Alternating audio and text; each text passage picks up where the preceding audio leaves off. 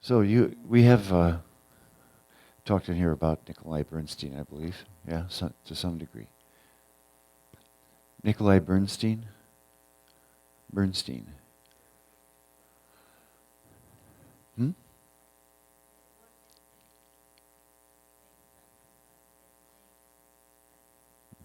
Mhm. So on Dexterity, right? This is a book that he wrote, one of many, but on Dexterity is a fairly thick book, and it covers the basis of, I want you to say.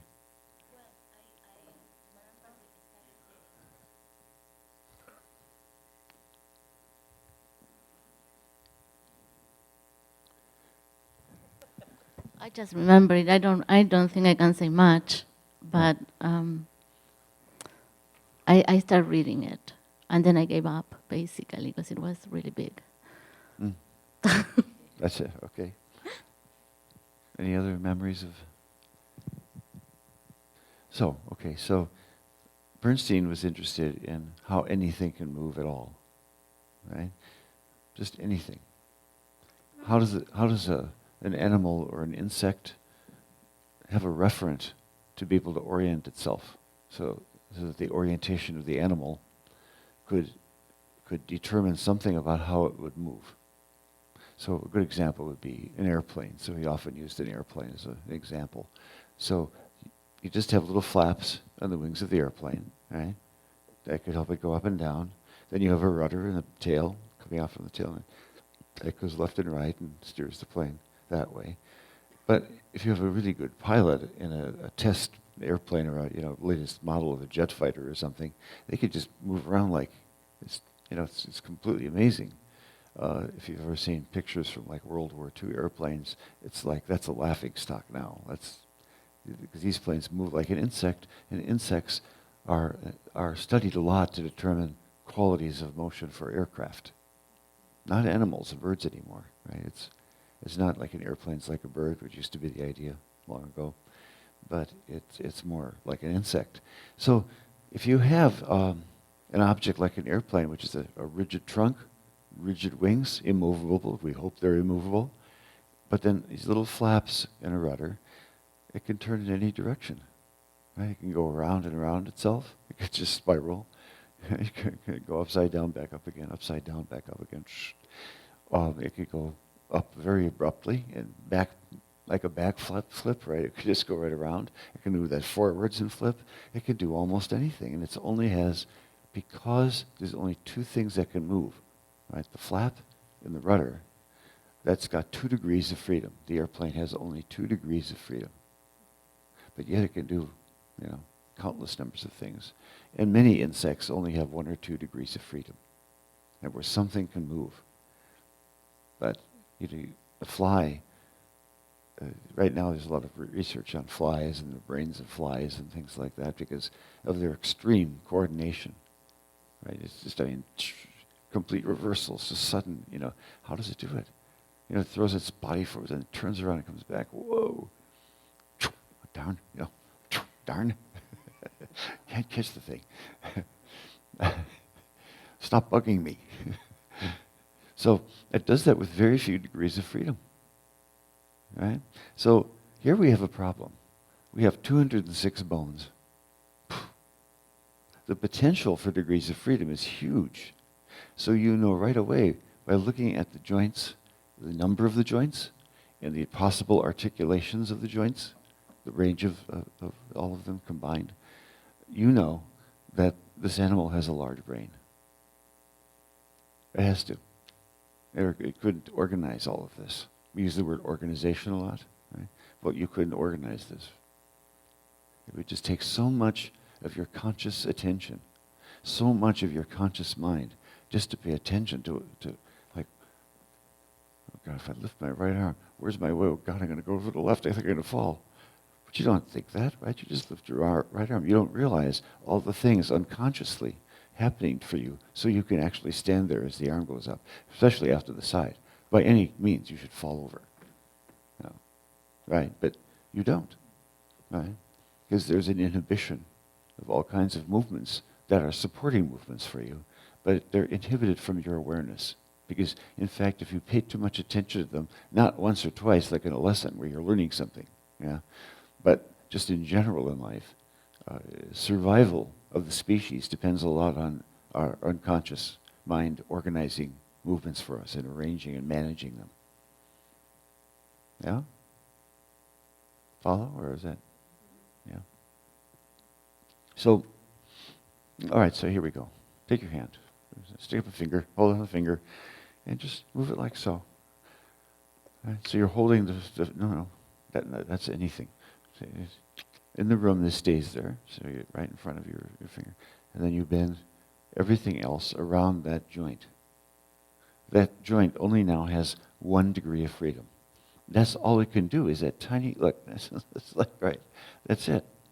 1 degree of freedom. So you can't do that much with 1 degree of freedom. However, you have 1 degree of freedom in the next knuckle. You have the next one. Then you have all the fingers. 1, 2, 3, 4, 5, 6, 7, 8, 9, 10, 11, 12, 13, 14. Whoa. So you can do, right, and then you have your hand. Remember, long ago we did the folding of the hand. Yeah, the lines in the palm indicating where you can move from.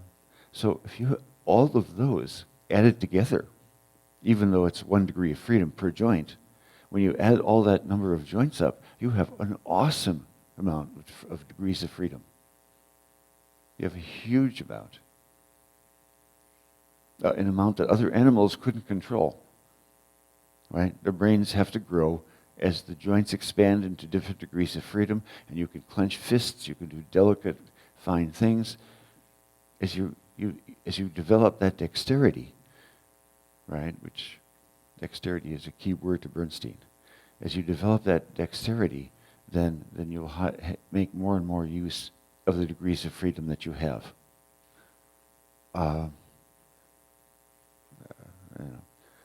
Wham! Oh! Broke a bone. I have to have this all plaster casted because the hands move too much. So now I might go, well, here I am. I can't move my wrist. I've lost that degree of freedom. Now I've also lost degrees of freedom in here, but I could still move my fingers and I could still handle objects, right? Limited degrees of freedom. Your elbow probably is free, so you could still do a lot, even if you lost all these degrees of freedom. Yeah? So we're redundant. Our degrees of freedom make our joints redundant. Do you understand? You don't need to move as well as you could. You don't need to survive quite nicely in life. Especially if you had something to contribute to the tribe that didn't involve your movements. Right? You could be a valuable person who has a different kind of way of organizing their time in their life and relating to people in different ways because you've lost your degrees of freedom because of some terrible accident or whatever. Or something in your being born that's bothered you. So let's take the head turning, right? Your cervical vertebra have this degree of freedom, right? Right? You can flex and extend, and all of these cervical vertebrae will do that. You can also go sideways, right? And if you do that, the joints can easily lift off of each other, and you have that. Also, as you know, you can turn, right? And so that's another. So you have that degree of freedom, that degree of freedom, that degree of freedom. Whoa. And you get to then do, whatever you want with your head and neck. No matter how bizarre. So all those things are possible, and because you have 3 degrees of freedom. That's as many degrees of freedom as it's possible to have in a joint. You can't have more. And the cervical vertebrae, therefore, have more. Right? They have 3 degrees of freedom. They're the maximum. Your hip joint has 3 degrees of freedom. You can go forwards and back, right? Flex and extend. You can abduct and adduct, right? And you can rotate. So you've covered 3 different planes of action, 3 degrees of freedom that it can easily move through. Then what if you get a hip surgery? And for a while you can't cross your leg beyond the midline. You shouldn't, right? Until you're fully healed. You pop out of the joint. So you want to make sure you don't do things like that. Lessons like that. No. Not with the hip operation. But the fact is that you you have that many degrees of freedom. Then you go down here, and you have 2 degrees of freedom, but only one primarily, right? Right, just flexing and extending, and then there is a torque in here. So you could say there's 2 degrees of freedom, but Bernstein wouldn't. He considered that not enough of a degree of freedom, but it's a partial allowance, right? It's a partial degree of freedom. But, so then you have your ankle, and you go down to the foot, and my God, all the bones. And you have 26 bones in each foot. It's crazy. What are you going to do with it? We use our feet like clubs in our culture. They really like big bricks on the bottom of a stick. I mean, people just don't use their feet very much, you know. But you know, you can, and we use them possibly, at least here in Eugene. I think, you know, some places people just don't take off their shoes ever, you know, and so, but you know, you have a lot of degrees of freedom in the foot and the ankle. Some people, it's too many degrees of freedom. In other words, this might be limited in range. The degrees of freedom are there, but limited in range, let's say, yeah? And then here, let's say there's no rotation or torque at the knee, and there's limited flexion and extension. You know, it goes, but it's not, you know, it's so kind of like, yeah, can't quite do that, you know, that kind of thing. Limited, but present. So then, as you're walking along and doing whatever, let's say you hit some uneven terrain. It could be a big clump of dirt. It could be a stone. And you step on it, and it's like, oh God, you're off center. Whoa, off you go.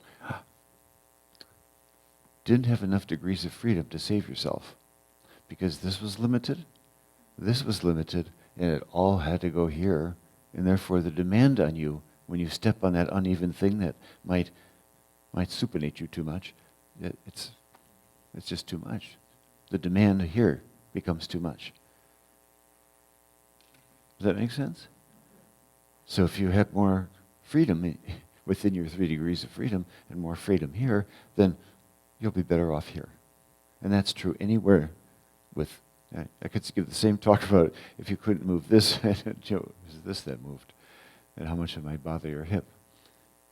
So anywhere in the system that you enter operates in that way. So the best thing to do, I mean, this is what Feldenkrais made of this, is, it was interesting because in his library, when I was there was I didn't see any Bernstein books. I only saw photocopies of like sections of his material that Feldenkrais had in his library. So he knew about him and he read him, and it was all marked up, you know. And Bernstein was he began the field of movement sciences. So he knew about him, and I don't know how much it influenced him, I can't say, but he was interested. And so his point of view, Feldenkrais' point of view on this is all degrees of freedom that are potential in your body, right? The ones that are potential in your skeleton. That if all of those were used, you wouldn't need to be that flexible. And you wouldn't need to be that strong. Everything would move evenly, all to their potential degrees of freedom, not the potential range of motion. You see, we tend to think right away of how far can you, but what if you did it really well and everything was really integrated and it looked fabulous, just interesting, you know, aesthetically pleasing, all that. Well, then you have many degrees of freedom, but you don't have to move that far. Because that's where you get in trouble, is over moving one joint compared to the other. Hypermobility. Right, we've talked about that a lot, right? If you will not have a back pain by 2 vertebrae that don't move. Or 3. That's not, why should it hurt? So the hand, the foot, the cervical vertebra are good to remember how much freedom they have compared to like your thoracic vertebra, which have very limited degrees of freedom. Right? You can turn a little bit in your thoracic vertebra, and you can flex, and you can extend with a limited range. Right? So in your lumbar vertebra, which you think of as moving a lot, actually there's certain directions they hardly rotate at all. There's 10 degrees of freedom, 10 degrees of an arc, 1 degree of freedom gained in the lumbar spine to rotate. So rotation comes primarily in the, here, where the ribs meet the lumbar vertebra, called the thoracolumbar junction. And you have a lot of turning there, right? That's where you have your counter rotation, right? Big stride, with the right leg, right? Big stride out, and then the pelvis is going to turn that way, and that means you'll either fall over or you'll turn this way, the other way, on top, right? So somewhere in the middle, there's a vertebra that doesn't move when you walk. You see what I mean? It has to. I mean, some are turning one way, some are turning the other way. So in the middle somewhere, something's not involved with the other one, right? It's right in the middle. And therefore it can't move.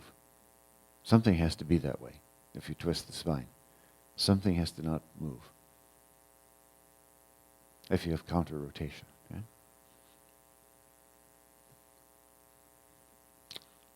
So anyway, I just thought this is a major idea that is Bernstein.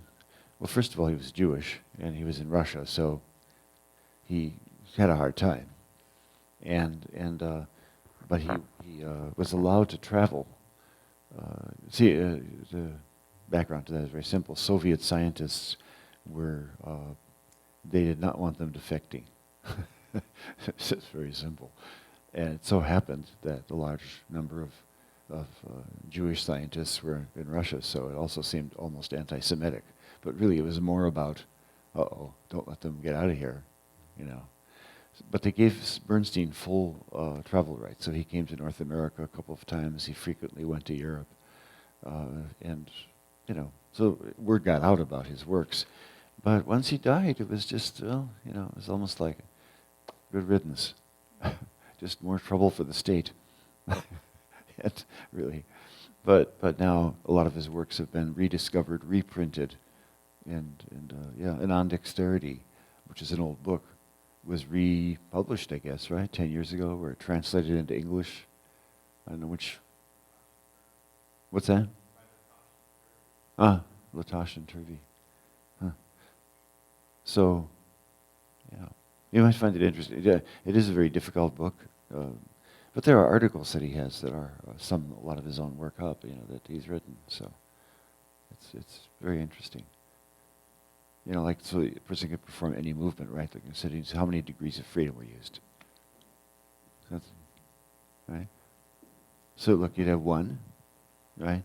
You have 1 degree of freedom here. And then you have, right, another degree of freedom here, and now a degree of freedom here. Yeah. But not many. Yeah. The book is actually a good read because he actually wrote the original book for the general public. So he uses these story metaphors, like the first chapter talks about the monkey, the parable of the monkey and the camel, I think it is. And so he's using storytelling to get these very complex ideas across. So, you can read it that way.